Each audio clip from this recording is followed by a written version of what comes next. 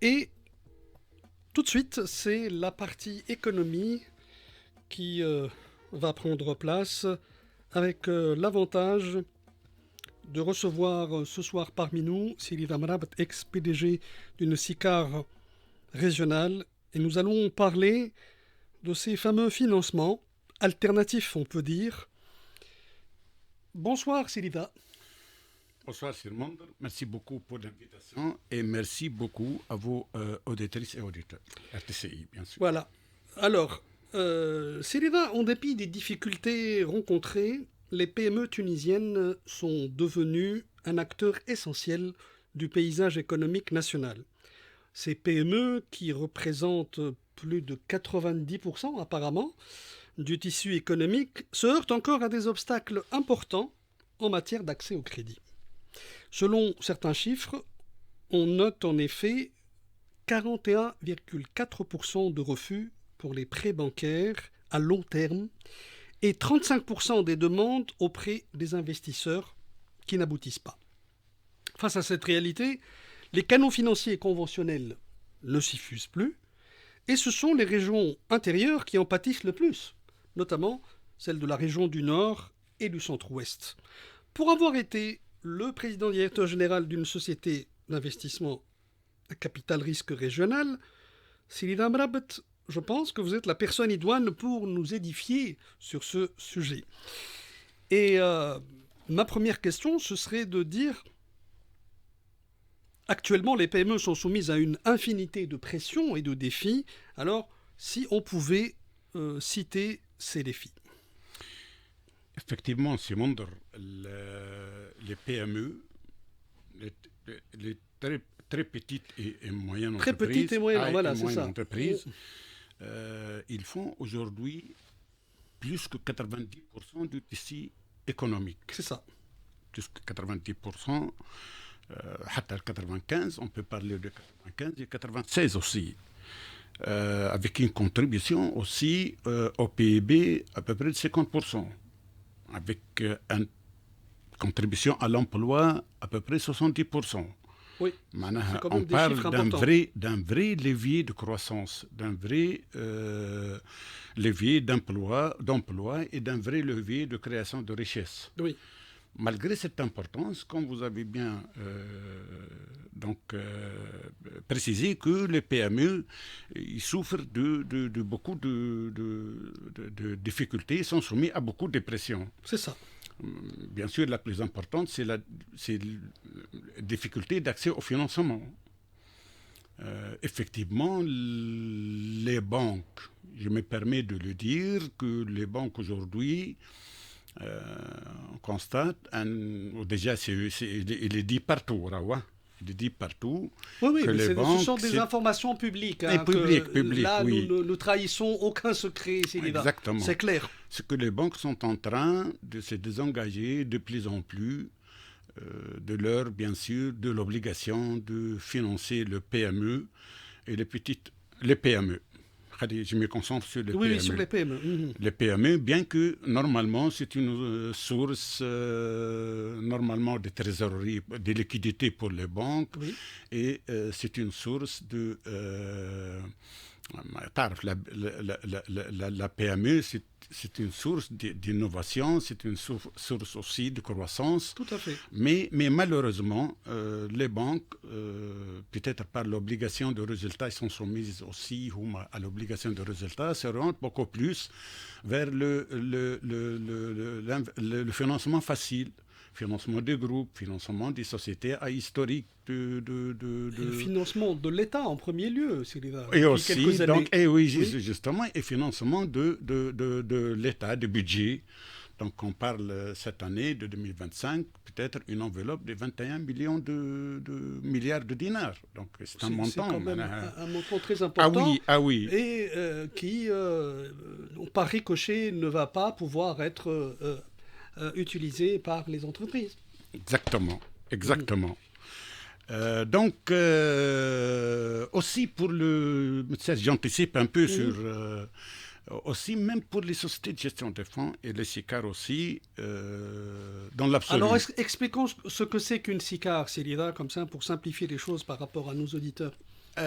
Une SICAR, c'est un mécanisme de financement en capital, société d'investissement en capital risque. C'est un mécanisme de financement en capital. Contrairement au crédit. Au crédit, justement, pour les spécialistes un peu dans le financement, c'est un financement par le haut des bilans. Donc, le capital, les fonds propres, sous forme de fonds propres, voilà, des quasi-fonds propres. Donc, la condition, bien sûr, le quasi-fonds propres, vient après le financement en capital. Donc, c'est un financement en capital, bien sûr, à risque. Avec ça s'appelle capital risque. Capital risque. Bon, il y a les SICAR, les sociétés d'investissement capital risque. Il y a aussi les sociétés de gestion de FCPR, les fonds communs de placement à risque aussi. Placement, c'est ça. Donc, ils souscrivent des participations dans le capital avec tous les droits. Bien sûr, le droit de regard, de suivi, d'accompagnement aussi, d'obligation d'accompagnement. Comme n'importe quel actionnaire. Bien sûr, comme n'importe. C'est ça. Bon, sont mieux placés quand même pour... sont mieux placés pour... Oui. Ils sont bien outillés. C'est ça. Bon, un actionnaire, peut-être maintenant il ne peut pas, mais une société d'investissement, maintenant une SICAR ou une société de gestion de fonds, elle est bien outillée, elle a les moyens humains pour analyser, pour suivre, pour avertir, pour anticiper, à travers bien sûr les organes de gestion, notamment le conseil d'administration. Bien sûr, la participation, elle n'est pas ouverte dans le temps, elle est limitée bien sûr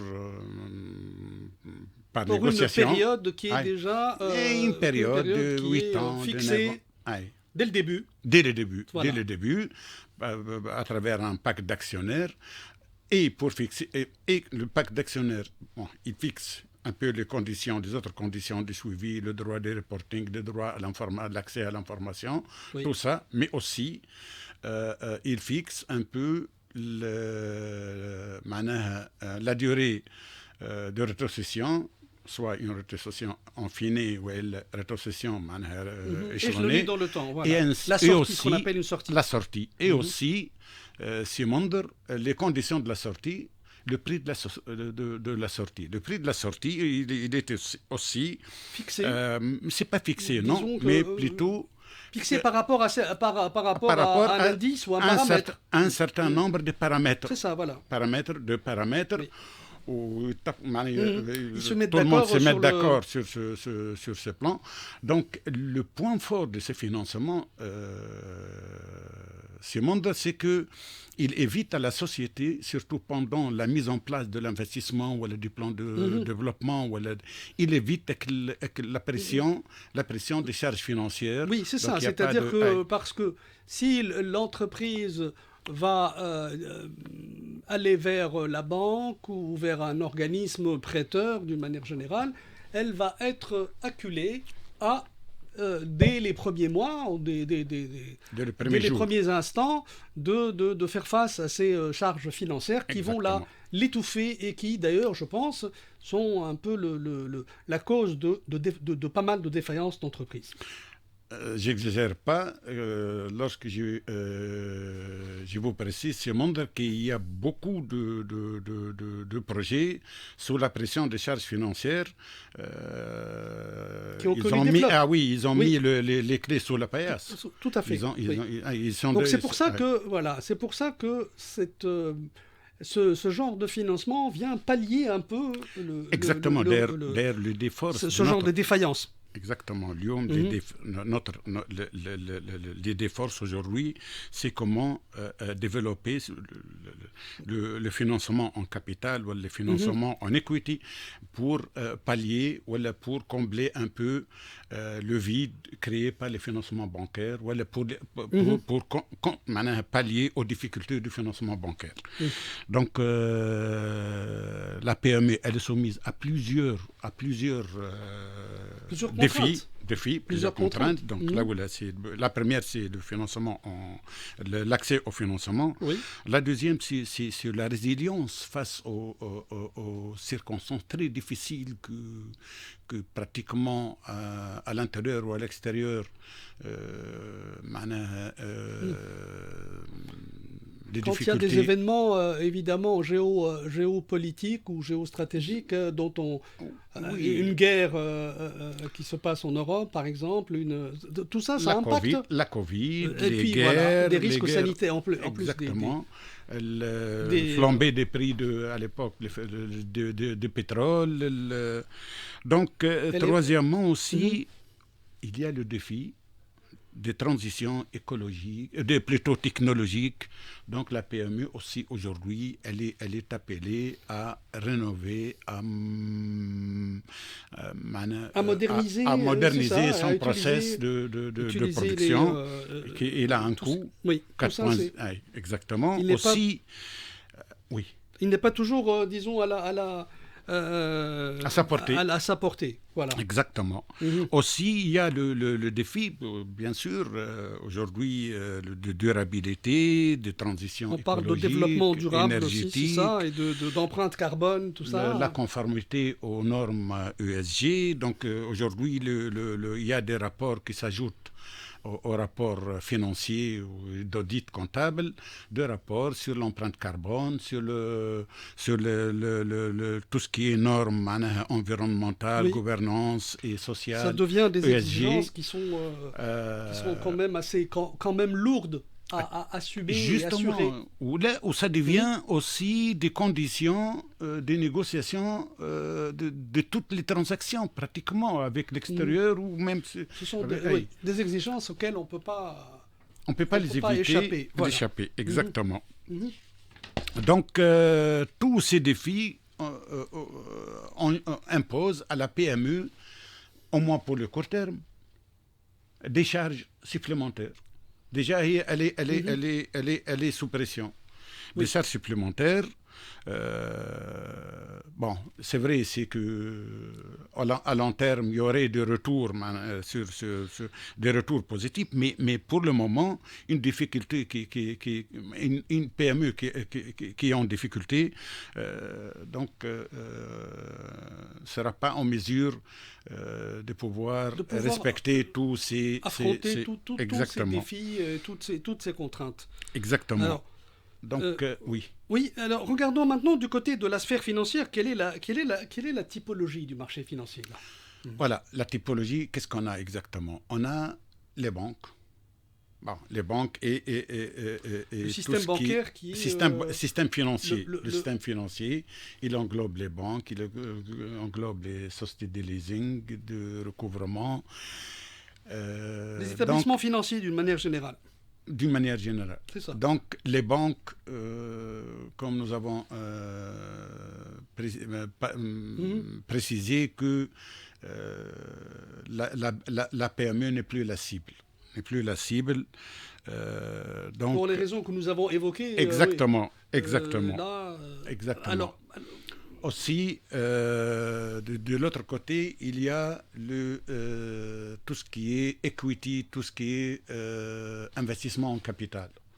Aussi, Simondre, pratiquement toutes les SICAR et toutes les sociétés de gestion de fonds, ils ont levé, augmenté les tickets de participation, leur ticket de participation à plus de 1 million de dinars. 1 million de dinars, 2 millions de dinars, alors que la PME... C'est le ticket d'entrée. Exactement, le ticket d'entrée. Le ticket d'entrée, il est quand même assez... Oui. Bon, dans l'objectif, surtout dans l'objectif de maîtriser un peu le coût des suivis et de concentrer plus l'effort sur... De ne pas s'éparpiller sur un nombre très important d'organismes. Et surtout, le deuxième point, c'est que souvent les sociétés de gestion des fonds et des SICAR je ne parle pas de SICA régional. Hein. Donc, déjà, les SICA, oui. Bon, les SICA régionales ont leurs particularités. On exactement. Peut-être tout à l'heure. Les SICA, souvent, ils cherchent, ou plutôt, ils s'orientent beaucoup plus vers le développement, vers la restructuration, vers tout ce qui est retournement, vers tout ce qui est transmission. Mais les créations, souvent, ce n'est pas tout à fait leur objectif. Leur exactement. Leur finalité. La création, c'est toujours à très fort risque. Il y a beaucoup de risques dans la création. C'est clair. Donc, voilà. La plupart des créations commencent par des tailles assez réduites. Donc, les tickets de participation 1 milliard dépassent largement les besoins réels d'une PME. C'est-à-dire, on parle de 1 million de dinars, c'est ça? 1 million de dinars. Oui. Hein, 1 million de dinars. Ah oui, ça c'est... Et des tickets de participation souvent inférieurs à 1 million de dinars. Oui. Réellement inférieurs. C'est ça.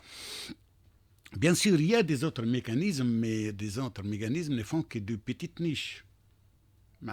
Comme le crowdfunding, c'est ça, oui. Ou business angel, ou donc ne font que de petites niches. Les prêts participatifs. Exactement. En fait, c'est pas le plus gros. Exactement. C'est pas le plus gros. À mon avis, donc le quatrième soi-disant élément de l'écosystème financement, c'est le SICA régional. Alors là, venons-en au SICA régional. Alors là, je suis très en mesure de oui, de puisque dire vous étiez que président-directeur général, c'est l'Iram Rabat. J'étais PDG de la Sodeno, SICA régional, dans, la fameuse la région du Nord-Ouest. C'est ça. Où je suis très en mesure de dire que les SICA régionaux sont les mécanismes de proximité les plus appropriés aux PME. C'est vraiment un outil qui convient bien aux entreprises aux qui sont installées aux spécificités dans de les la régions. Exactement. Et qui sont malheureusement en panne de liquidité ou de trésorerie. Donc, depuis longtemps déjà. Pour pouvoir accomplir cette mission de participation, de soutien et d'accompagnement des promoteurs dans les régions d'intérieur, surtout dans les régions d'intérieur. Oui. Mais alors, leur rôle, le rôle de financement jusqu'à maintenant, le rôle de financement, de proximité, d'accompagnement sont pratiquement incontournables et aucun mécanisme n'a pu leur remplacer jusqu'à ce jour. Les remplacer jusqu'à ce jour. C'est ça. Mais pourquoi apparemment on dit que ces sociétés ont échoué, la plupart du moins ont échoué. Est-ce que le terme est déjà correct ou bien on n'est pas en train comment dirais-je, d'avoir une perception réelle de la fonction et de l'objet de ces SICAR régionales? Le SICAR régional est un métier. Le SICAR régional, c'est un métier à part. Il a ses particularités. Et qui s'apprend sur terrain.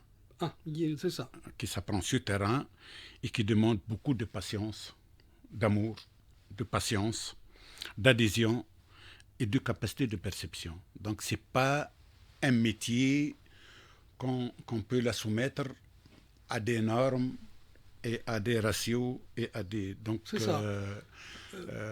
Vous n'imaginez pas le bonheur ou la sensation lorsqu'on voit un projet réussi dans la région. C'est vrai, c'est vrai. La région, c'est un sol très difficile, c'est un terrain très difficile. Et d'arriver parce qu'en général, il manque de tout. Quand on le compare à la capitale ou aux grandes villes, ces régions manquent de tout, réellement. Et d'ailleurs, qu'est-ce qui donnerait l'idée d'aller s'installer là-bas alors que pratiquement tout ce qui est infrastructure, tout ce qui est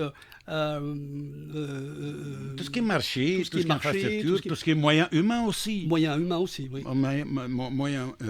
Moyens humains. Donc, les SICAR régionaux sont faits pour quoi faire? Sont faits pour soutenir les gens qui n'ont pas de l'argent. qui ont des problèmes d'accession au financement conventionnel. Le financement conventionnel, même au niveau des fonds propres, ils n'ont pas suffisamment le moyen de pouvoir... de disposer, disons, des fonds déjà pour commencer à... On ne peut pas faire un projet sans au minimum 30-40% des fonds propres. Donc, ces gens-là, ils n'ont pas... C'est ça. Ouais. Donc, la SICAR régionale, elle vient... Souvent, ces promoteurs sont dans leur premier projet. Donc, il manque l'expérience, il manque l'historique, il manque... Donc, il manque un peu de tout, quoi. Un peu de tout. Donc, il faut le prendre pour les prendre en charge, il faut les accompagner, les encadrer. Donc, tout ça, il a un coût. Oui. Donc, et seulement que la SICAR régionale qui peut faire ça. Mais en contrepartie, il y a des réussites, oui. Mais aussi, il faut accepter, même s'il y a des plumes ou s'il y a des échecs, il faut les accepter, bien sûr. C'est ça. Ce sont peut-être de futures réussites, hein, les échecs. C'est peut-être de futures réussites si on arrive à connaître l'origine de ce genre de défaillance pour remonter et pour... Justement, c'est toujours, je parle moi personnellement dans tous mes échanges et des discussions avec des autorités ou avec les professionnels, on parle d'une deuxième chance. Il faut créer l'idée d'une deuxième chance. Une deuxième chance, voilà. Mais c'est-à-dire que quelqu'un qui a échoué, c'est pas quelqu'un qui va échouer pour la vie. Il échoue aujourd'hui, mais il sera capable de réussir une autre fois. Il peut capitaliser une réussite. Tout à fait. Alors, donc, oui. Allons-y, continuons sur ces SICAR régionales, Célida. Justement, depuis que le SICAR régional, depuis qu'ils se sont trouvés dans une situation de sur le plan trésorerie, de faiblesse sur le plan trésorerie. Difficulté de trésorerie. Exactement, difficulté de trésorerie. Pratiquement, j'ai le dit avec toute conscience, que pratiquement l'investissement dans les régions, pratiquement, il est aussi en stand-by, il est pratiquement avec quelques watts, il est pratiquement en arrêt. Donc, il est à l'arrêt, quoi. À l'arrêt, exactement. Et alors, comment va-t-on faire pour vraiment doper ces régions, pour essayer quand même rien que pour leur donner une chance pour être... Justement, au Ottawa, depuis que j'étais en exercice, il y avait beaucoup de tentations et de restructuration, des tentatives de restructuration. Personnellement, j'ai vécu 2 tentatives de restructuration, mais elles n'ont pas abouti, malheureusement. Il n'y a pas d'autre moyen, Simon. Il n'y a pas d'autre moyen pour le remplacer. Il y a d'autres moyens, à moins que on va se désengager de l'investissement dans les régions. Oui, mais s'agit-il peut-être, Célida, de réviser le cadre réglementaire de ces SICAR? Justement, Ottawa, face aux difficultés d'accès au financement bancaire, d'ailleurs, le financement bancaire n'était jamais vraiment compatible avec les besoins réels d'une PME. Il n'était jamais. C'est ça, oui. Pratiquement, la maturité d'une PME demande 6-7 ans. Alors que le crédit, la maturité du crédit, c'est 6-7 ans. Donc, ça ne convient pas, sur le plan... Il n'y a pas un souffle qu'on peut donner aux entreprises pour qu'elles soufflent un peu avant réellement de pouvoir supporter ces charges financières. La première, c'est que d'abord, il faut libérer un peu les SICAR. Les SICAR aujourd'hui et les sociétés de gestion des fonds.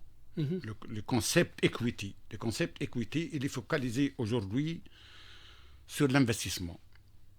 Uniquement. De par la loi, la SICAR doit financer l'investissement. Elle ne peut pas financer l'exploitation. L'exploitation, oui. Elle finance l'investissement ou la restructuration. Et tout est régi par des textes. Oui. Donc, Alors, si jamais mais l'entreprise a besoin également pour son fonds de roulement, pour son exploitation. exactement. Alors, La réactivité, du système bancaire, elle est très lente et souvent, souvent pratiquement, n'arrive pas à satisfaire les besoins réels c'est ça. de la PME. Mais